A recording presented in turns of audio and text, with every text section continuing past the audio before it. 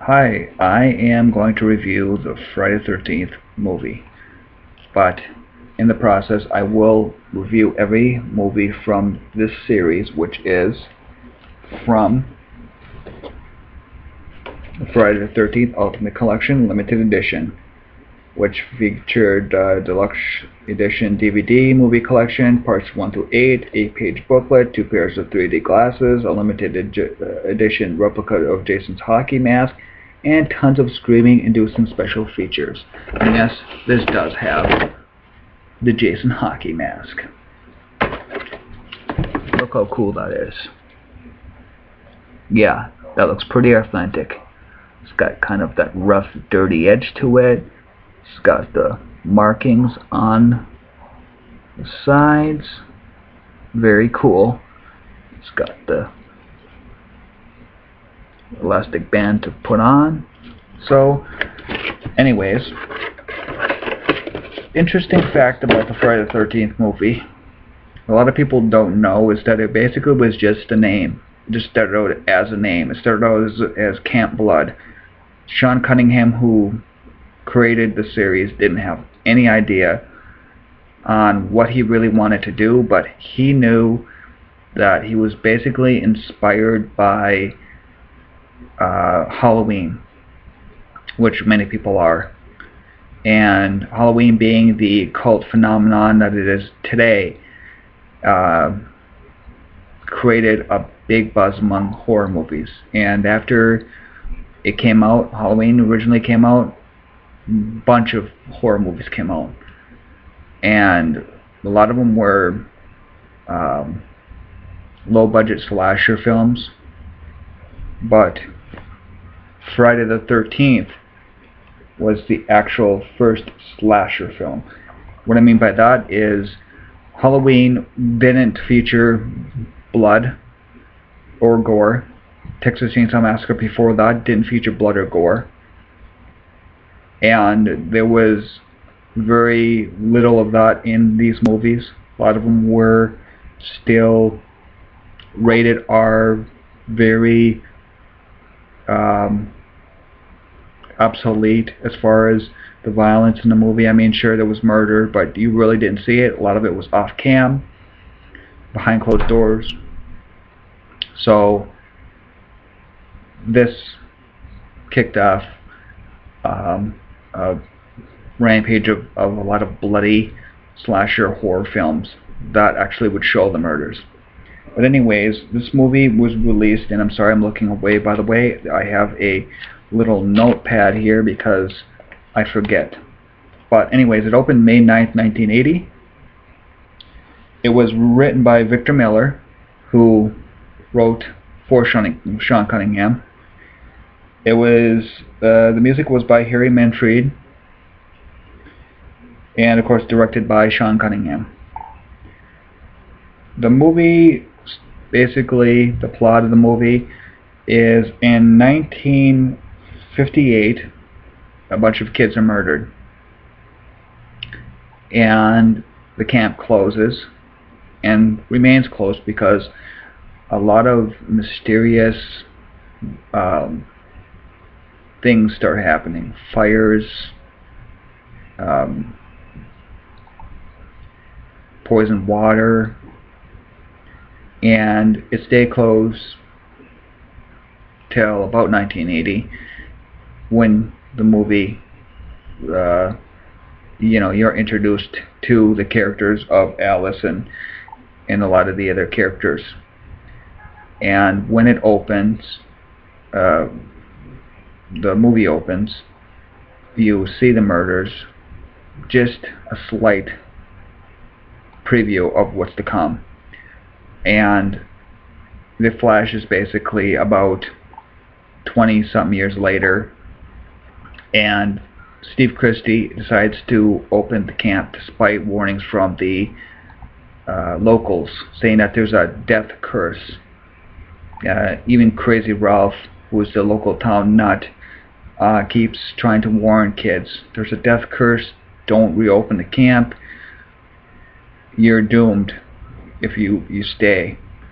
And of course they ignore the warnings.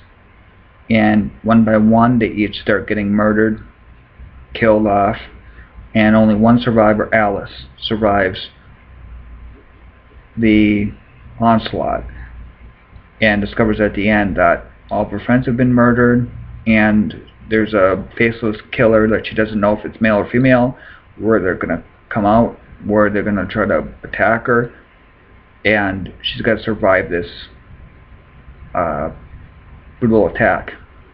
And if you haven't seen the movie, I'm going to ask you to step away, because of course the biggest spoiler, who's the killer?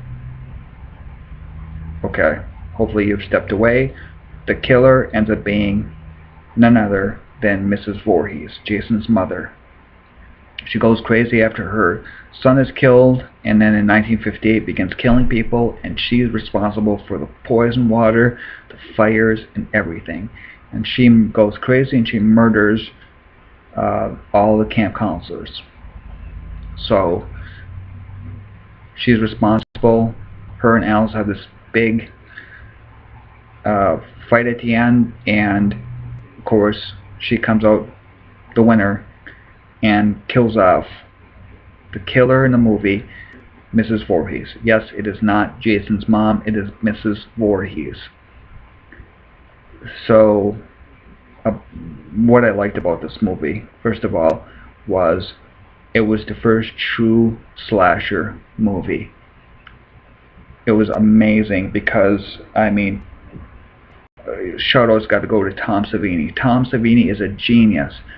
Everything you see in the movie, from the arrow to the eye gag, to the slash of the throat, and the blood, and the weird murders, the weird way they were killed off, Tom Savini.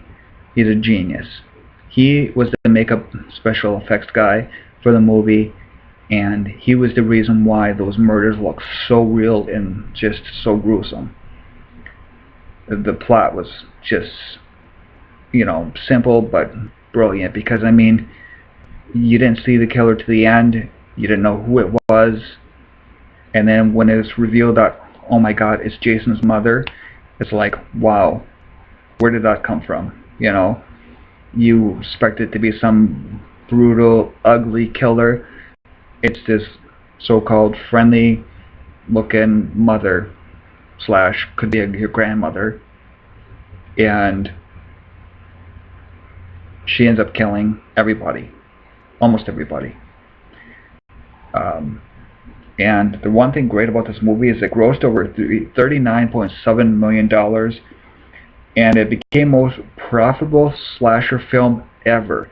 Now this is talking about being the biggest film among every slasher film then and till now. And I mean, you're talking about The Exorcist, greatest horror film ever, Texas Chainsaw Massacre, Halloween, Nightmare on Elm Street, all huge franchises back then. And of course you have franchises now like the Paranormal Activity franchise, the Saw franchise, but still Friday the 13th has become the most profitable franchise ever, made the most money for any other horror movie, and spawned dozens of prequels, of knockoffs. I mean, everything after that movie came out. I mean, there was every kind of holiday movie possible. There was New Year's Evil. There was Silent Night, Deadly Night. I mean, it could go on and on and on. Happy Birthday to Me. A bunch of different horror movies. And it spawned a great amount of knockoffs and successful, some not successful films. But I love this film. It's one of my favorites. I think, in my opinion, the first 3 original Friday the 13th movies are the best. I think after that, I think they kind of started making Jason too one-sided, too predictable, and not scary anymore. The only thing I can say about the later movies that made it successful is like actors like Kane Hodder, who played Jason for I think 4 or 5 of the last few films. He became Jason. He was Jason. The way he acted, the way he walked, the way he moved, and the makeup special effects. They made Jason just get grosser and grosser looking. And obviously that's from all the beatings he's had through all the movies. But anyways, that is my review. My suggestion is see the original Friday the 13th movie. The 1980 version. It's the best. I will review the other movies. Friday the 13th Part 2, Part 3, Part 4, and on. And there's a lot of them. And I hope you watch, hope you enjoy, and I will hopefully see you again. Until then,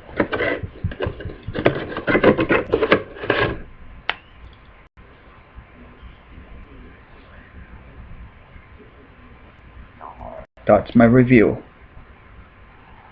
Hope you enjoy.